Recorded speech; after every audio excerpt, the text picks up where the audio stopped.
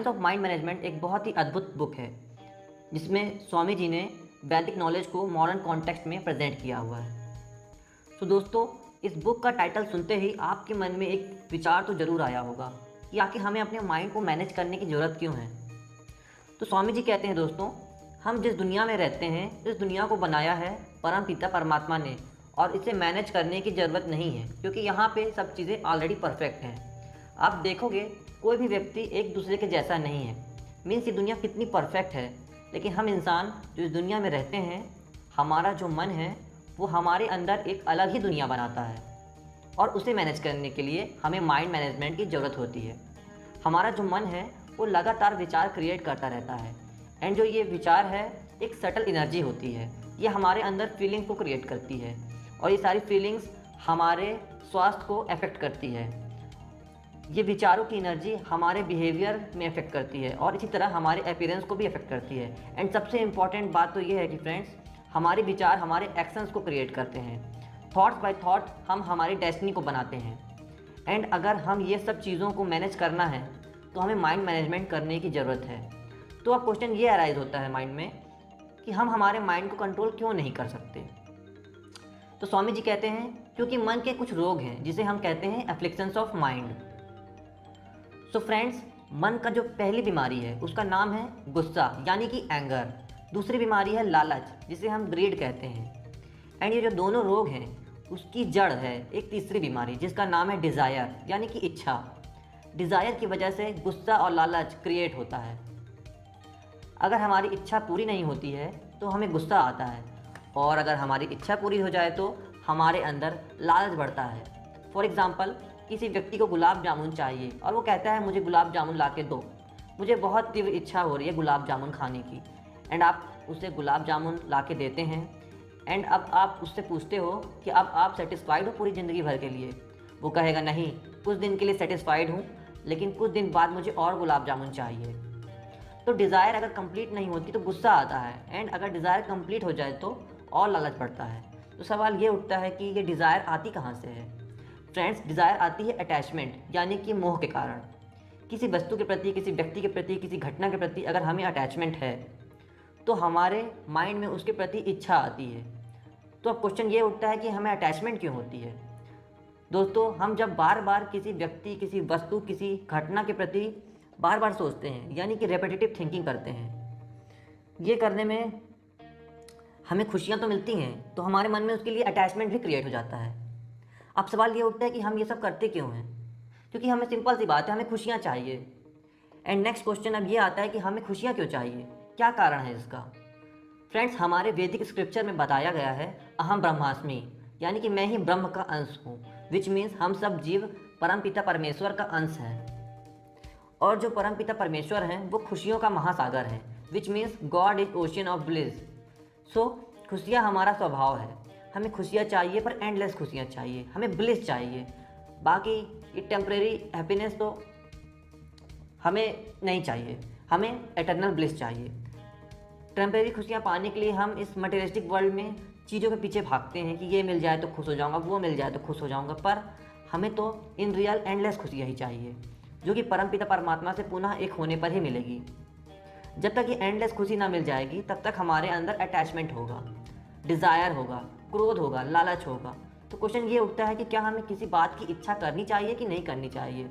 जब हम कोई भी मोटिवेशनल स्पीच सुनते हैं या फिर कोई सेल्फ हेल्प बुक पढ़ते हैं तो उसमें लिखा रहता है कि हमारे अंदर बर्निंग डिज़ायर होनी चाहिए सक्सेस पाने के लिए।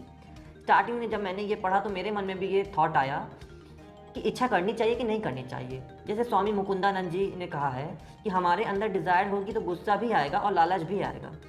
और गौतम बुद्धा ने भी कहा है संसार में दुख है और दुख का कारण है इच्छा। इच्छा अगर आप ख़त्म कर देते हो तो आपका दुख भी ख़त्म हो जाएगा। तो आप फिर ये सवाल उठता है कि हमें इच्छा करनी चाहिए कि नहीं करनी चाहिए। तो स्वामी मुकुंदानंद जी ने ब्यूटीफुली एक्सप्लेन किया इस बात को कि इच्छा तो करनी चाहिए, अटैचमेंट तो होनी चाहिए, और उसके बिना हम ज़िंदगी जी नहीं सकते।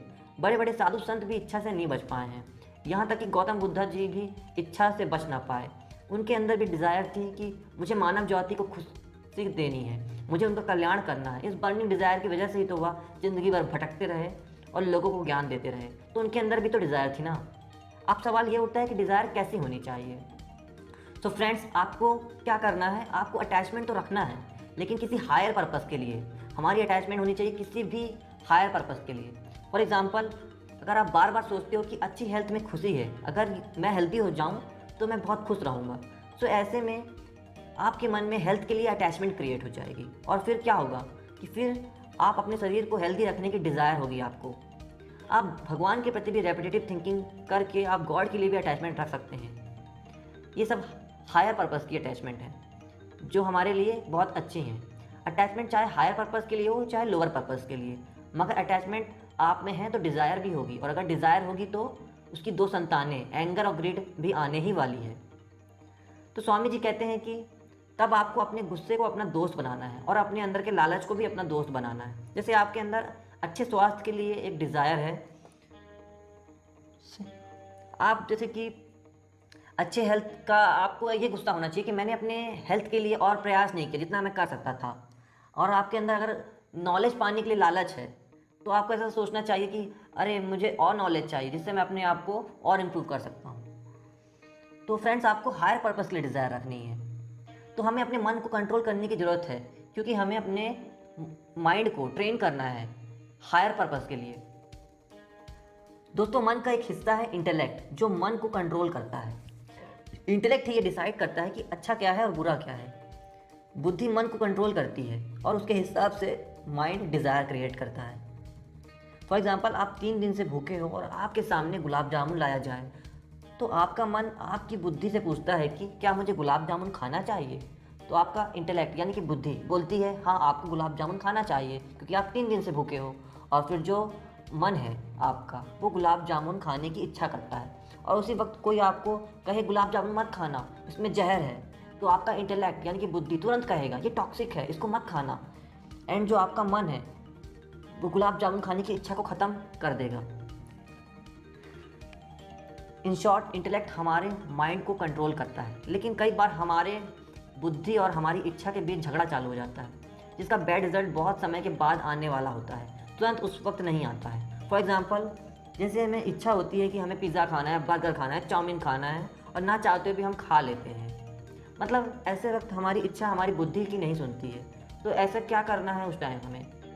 जो इंटेलेक्ट का सबसे पावरफुल हथियार है डिसर्नमेंट यानी कि विवेक। ये जो विवेक है हमारे माइंड को कंट्रोल करने में हेल्प करता है, लेकिन ऐसे में हमारा विवेक बहुत पावरफुल होना चाहिए। तो अब क्वेश्चन ये उठता है कि हम हमारे विवेक यानी कि डिसर्नमेंट को कैसे पावरफुल बना सकते हैं। फ्रेंड्स, हम हमारे विवेक को पावरफुल कर सकते हैं थ्रू आवर नॉलेज। आप जितना ज़्यादा ज्ञान लेते हो हमारा विवेक उतना ज़्यादा पावरफुल होता जाता है। नॉलेज आपको ट्रस्टेड सोर्स से ही लेनी है, लेकिन सिर्फ नॉलेज लेने से कुछ नहीं होता है फ्रेंड्स।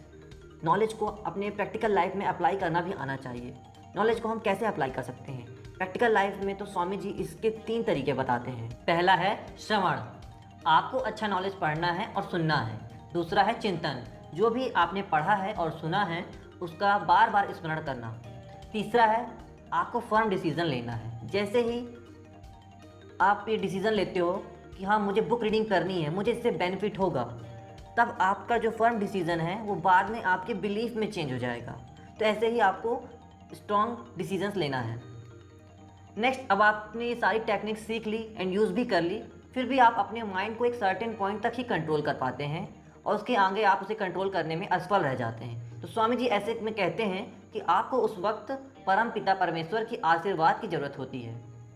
अगर आपके साथ परम पिता परमेश्वर का आशीर्वाद है तो आप ये मटेरियल एनर्जी, जिसे कि हमारे वैदिक साहित्य में माया जाल कहा गया है, हम इस माया जाल से बाहर आ सकते हैं। तो क्वेश्चन ये उठता है भगवान का आशीर्वाद हमें कैसे प्राप्त कर सकते हैं? सबसे पहले तो आपको संपूर्ण शरणागति रखनी है, यानी कि कंप्लीट सरेंडर रखना है ईश्वर के प्रति। जिस भी शक्ति को आप मानते हो उसके प्रति आपको विश्वास रखना होगा। नेक्स्ट, आपको ये विश्वास रखना होगा भगवान पर कि अगर वो धरती के सभी जीवों को चाहता है, प्रोटेक्ट करता है, तो मुझे भी प्रोटेक्ट करेगा। जैसे छोटी सी चींटी होती है, उसके लिए भी खाने की व्यवस्था ईश्वर करता है। हमने कभी ऐसे देखा है कि बहुत सारी चींटियाँ भूखमरी की वजह से मर गई हों?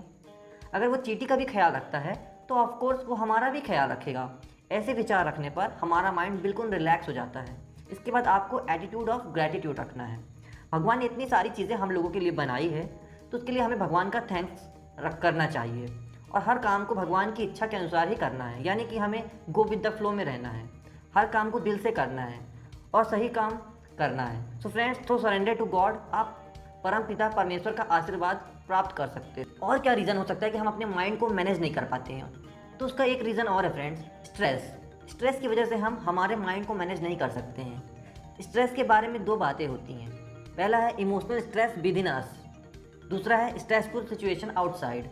तो फ्रेंड्स, ये जो स्ट्रेसफुल सिचुएशन आउटसाइड है, इसकी बहुत ज़रूरत होती है। ये कैटलिस्ट की तरह काम करता है सक्सेस पाने के लिए। जैसे एग्ज़ाम पास आ जाते हैं तो बहुत सारे स्टूडेंट दिल से पढ़ाई करते हैं, कई लोग तो रात रात पढ़ाई करते हैं। अचानक उनकी प्रोडक्टिविटी बहुत ज़्यादा बढ़ जाती है क्योंकि बाहर बहुत स्ट्रेसफुल सिचुएशन थी। स्ट्रेसफुल सिचुएशन बहुत ज़रूरी है। प्रॉब्लम ये है कि हम ये स्ट्रेसफुल सिचुएशन को लेके हम हमारे अंदर स्ट्रेस पैदा कर लेते हैं, जो कि बहुत ही ज़्यादा हानिकारक होता है हमारे लिए। तो फ्रेंड्स, ये हम अपने अंदर स्ट्रेस पैदा क्यों कर लेते हैं? इसका कारण है अटैचमेंट। अच्छा, अटैचमेंट टू डिज़ायर रिजल्ट। हमें डिज़ायर रिजल्ट के प्रति हम अटैचमेंट क्रिएट कर लेते हैं। जैसे कि जो ये काम मैं कर रहा हूँ, इसका मुझे फ़ायदा मिलेगा कि नहीं मिलेगा, मिलेगा या नहीं मिलेगा, ये सब हम बार बार सोचते रहते हैं। हमारा मन डिज़ायर रिजल्ट में ही लगा रहता है। इससे हमारे अंदर बहुत स्ट्रेस क्रिएट हो जाता है। तो फ्रेंड्स, हमें क्या करना है? जो अटैचमेंट हमने डिज़ायर रिजल्ट के प्रति रखी है, उसे ट्रांसफ़र कर देना है सुप्रीम गॉड यानी कि ईश्वर के ऊपर। हमें चीज़ों को कंट्रोल नहीं करना है फ्रेंड्स। हमें हमारा कर्म करना है 100% देके, और फल की चिंता भगवान पे छोड़ देनी है। और इसे ही कहते हैं कर्मयोग। कर्मयोग के द्वारा हम बहुत आसानी से स्ट्रेस को मैनेज कर सकते हैं। कर्मयोग का मतलब है body in the world and mind in the God. बस आपको कर्म अपना अच्छे से करना है और फल की चिंता नहीं करनी है। वो भगवान जानता है कि आपके लिए क्या बेस्ट है, उसको भगवान के ऊपर ही छोड़ देना बेहतर है।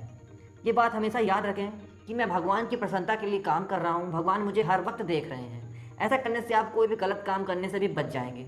जो भी रिजल्ट होगा वो मेरे भले के लिए ही होगा। अब नेक्स्ट बात होती है फ्रेंड्स, एफर्मेशन एंड विजुअलाइजेशन की।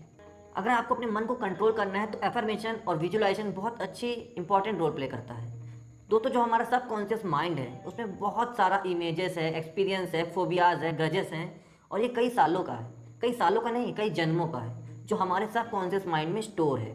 और जो हमारा सबकॉन्शियस माइंड है वो इन्फ्लुएंस करता है हमारे कॉन्शियस थॉट एंड एटीट्यूड को। बहुत बार हम सोचते हैं कि हमें ऐसे विचार क्यों आते हैं, मैं ऐसे विचार के बारे में नहीं सोचना चाहता, फिर भी मुझे ऐसे विचार आते हैं, मेरा एटीट्यूड ऐसा क्यों है, मुझे समझ में नहीं आता। इसका जो सोर्स है फ्रेंड्स, वो है सबकॉन्शियस माइंड। तो हमें क्या करना है दोस्तों? हमें हमारे सबकॉन्शियस माइंड के अंदर पॉजिटिविटी को इंस्टॉल करना है, जिससे हमारे conscious thought and attitude change हो जाएगा। तो सबकॉन्शियस माइंड में पॉजिटिविटी इंस्टॉल करने के लिए एफर्मेशन बहुत बढ़िया टेक्निक्स एंड टूल्स हैं। फॉर एग्जांपल, आप कह सकते हैं मैं स्वस्थ हूँ,